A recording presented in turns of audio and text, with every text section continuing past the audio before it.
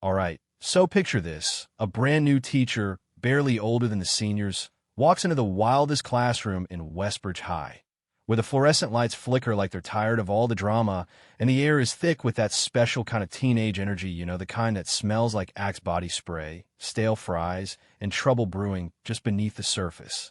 That's how it all began for Elena Carter, fresh out of grad school, chestnut hair in a tight bun, white blouse still starched, navy skirt a little too formal for this zoo, but man, she tried. You could see in the way she smiled at those kids, like maybe if she was nice enough, the pack of wolves at the back of the room would turn into puppies.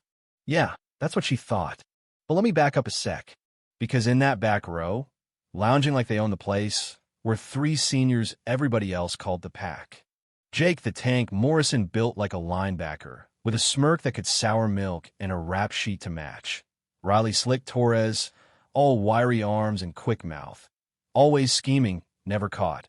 And Mia Viper Kindle, sharp as her nails and twice as mean, queen of the side eye. Together, they ran that classroom hell, maybe the whole school, and the moment Elena walked in, you could see in their eyes, they decided she was going to be their new hobby. So Elena, standing up there for her first day, puts on that calm teacher voice. Good morning, everyone. I'm MS Carter, and I can't wait to share some incredible stories with you this year. But she barely gets halfway before Jake lets out this massive yawn, stretches like he's bored out of his mind, and knocks a pencil case onto the floor. The whole class laughs. Elena holds her ground.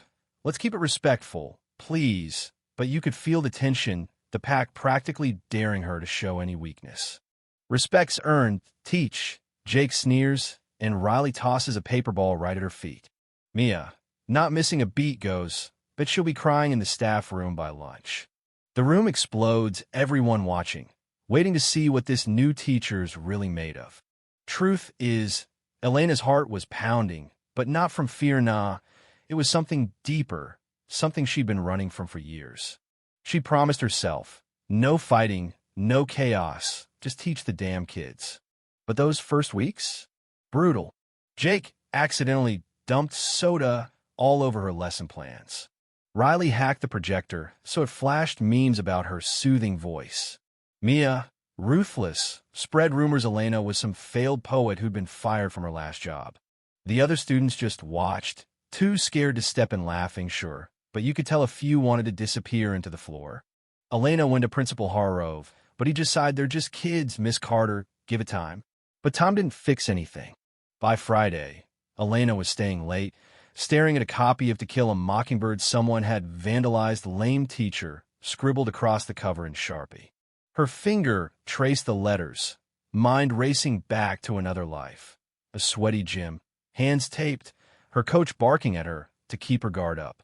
Black belt at 22, forged by pain and discipline, but that ended after one fight went too far, a mess she'd promised never to repeat.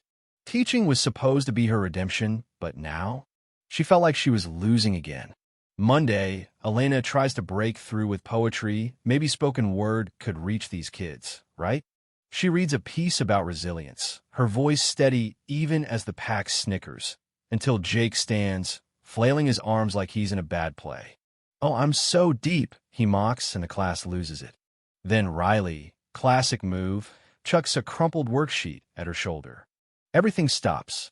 Elena picks up the paper, looks Riley dead in the eye. Enough, she says, soft but steady.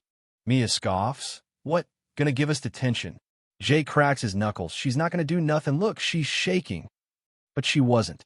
Not anymore. That old fire flickered in her chest. She wanted to show them, just for a second, exactly who they were messing with. Instead, she turns to the board, writes class dismissed early, be better tomorrow, and walks out, the pack's laughter chasing her down the hall. That night, Elena can't sleep. She paces her apartment, staring at her old black belt, a relic of a past life. She thinks of the quiet kid, Sarah, who loves writing but never speaks up, Marcus, hiding bruises on her long sleeves. They deserved a teacher who'd fight for them, not one who folds. By sunrise, Elena's made up her mind. She wouldn't throw punches, but she wouldn't back down either. The next day, Elena strides into class like a woman on a mission. She doesn't open a book, doesn't quote Shakespeare. Instead, She writes 2 words on the board: power, control. Today, she says, we're talking about what real power looks like. Jake rolls his eyes. Sounds like another lame lecture. But this time, Elena pins him with her stare. Jake, you think power's about muscle? You want to prove it? You and your crew meet me in the gym after school. No fists, just a challenge. The whole class buzzes phones out, bets flying this was going to be the show of the year. 3 p.m., the gym's packed. Elena, hair tied back, in workout clothes, sets up a line of cones. First test, balance. Walk the line, blindfolded. Easy, right? Jake laughs, but when he tries it, blindfold on, he wobbles and falls. Riley's even worse, tripping over his own feet. Mia makes it halfway, then her knees buckle. Elena, cool as ever, glides down the line, blindfolded, barely a sound. The crowd goes nuts, and you can see the pack's confidence crack just a little. Next round, a heavy medicine ball. Hold it over your head for a minute. It's not about strength, it's about control. Jake, desperate, lasts 20 seconds. Riley and Mia drop it even faster. Elena holds it steady, every muscle calm, until a minute ticks by and the crowd erupts. Power isn't about hurting others, she tells them, voice ringing out. It's about mastering yourself. Jake snaps, this is stupid, and steps forward like he's ready to fight, but Elena's stance shifts, so subtle only a Real fighter would notice. Sit down, Jake, she says quietly, and yeah, he sits. But here's the real twist. Elena turns to the rest of the gym. This isn't just about them. Bullies only rule when we let them. Time to change that. She calls Sarah up, the shy girl, shaking like a leaf, but Elena stands by her side. Sarah reads her poem, voice small but growing stronger, and when Jake starts to snicker, Elena's glare shuts him down. Then Marcus speaks about hiding his pain, about wishing someone would stand up. One by one, students start sharing, the whole gym turning into this honest, raw circle. And then out of nowhere, Mia, the Viper, stands and says, I'm sorry. I didn't know it hurt that bad. You could have heard a pin drop, then the whole crowd just claps. And no, the story didn't end there. The whole thing goes viral, hashtags like BullyBuster, reporters swarming the school. Elena's secret, her martial arts past, comes out.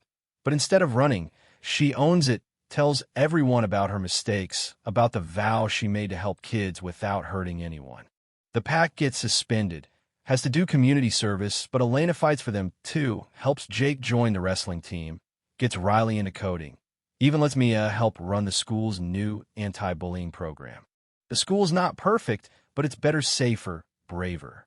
Years later, at Elena's wedding, Sarah reads a poem for her. Marcus calls her his hero, and in the back row, Jake, Riley, Mia, and no longer bullies, just people trying to be better. Elena's black belt stays in a drawer. Her heart's finally at peace, not because she fought, but because she learned what fighting really means. So now it's your turn, yeah. Have you ever stood up to a bully?